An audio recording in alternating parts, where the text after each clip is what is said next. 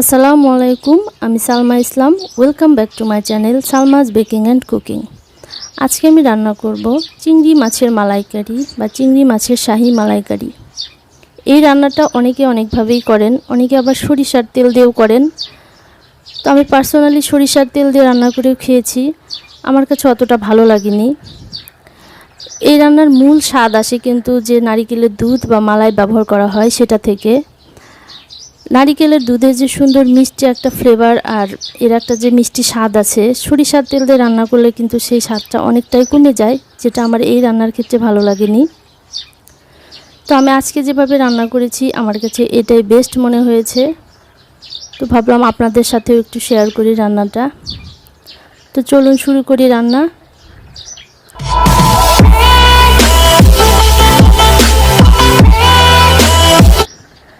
আজকে রান্নার জন্য আমি নিয়েছি 6 পিস গলদা চিংড়ি।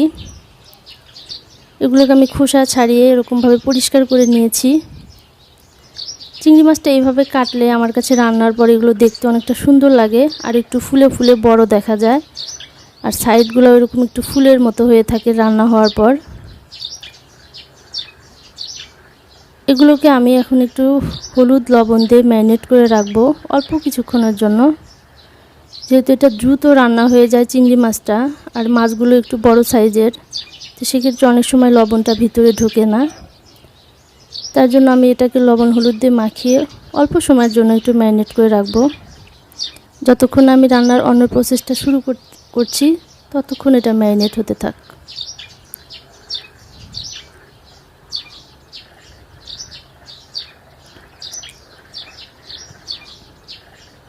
আমি চুলায় ফ্রাই প্যানে দিয়ে দিলাম সয়াবিন তেল। এর মধ্যে আমি দিয়ে দেব 1 টেবিল চামচ বাটার।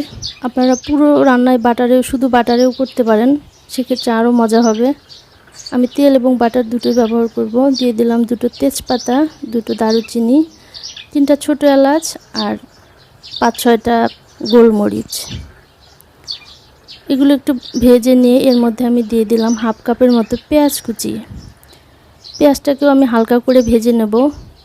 এগুলো কিন্তু বাদামি করে ভাজা যাবে না, 1 মিনিটের মতো অল্প একটু ভেজে নেব আমি। পেঁয়াজটা যখন হালকা ভাজা হয়ে যাবে তখন এর মধ্যে আমি দিয়ে দেব 1 চা চামচ আদা বাটা, 1 চা চামচ রসুন বাটা। আদা রসুনটাকেও আমি তেলের মধ্যে একটু ভেজে নেব। এখন দিয়ে দিচ্ছি আমি প্রায় 1/4 কাপের মতো পেঁয়াজ বাটা। আপনারা মশলাগুলো আপনাদের মাছের পরিমাণের উপর নির্ভর করে নেবেন। পেঁয়াজ বাটাটা দিয়ে এটাকে একটু ভালো করে ভাজতে হবে, পেঁয়াজের কাঁচা গন্ধটা যেন না থাকে। ভালো করে একটু কষিয়ে নিতে হবে। এখন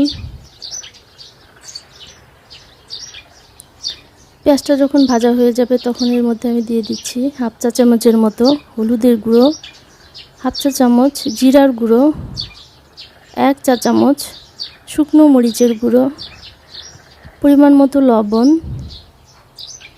আর দিয়ে দিচ্ছি আমি 1/2 কাপের মতো টক দই। দইটাকে আমি আগেই ফেটিয়ে রেখেছি।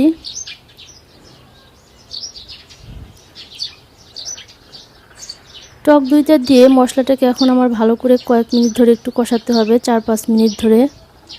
চিংড়ি মাছটা যেহেতু দ্রুত রান্না হয়ে যায়, সেক্ষেত্রে মশলাটাকে কিন্তু ভালো করে কষিয়ে নিতে হবে আগে। মশলাটা যত ভালো করে কষাবেন আপনার রান্নাটা কিন্তু ততটাই মজা হবে। যখন মশলার উপরে এরকম একটু তেল ভেসে উঠবে, মানে তেলগুলো আলাদা হয়ে যাবে মশলা থেকে, তার মানে আপনার মশলা কষানো হয়ে গেছে। এর মধ্যে আমি দিয়ে দিলাম মাছগুলো।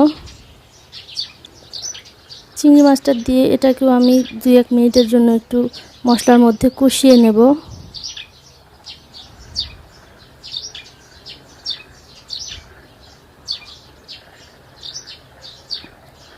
আমি ঢাকনা খুলে দিয়ে কষাবো এটাকে।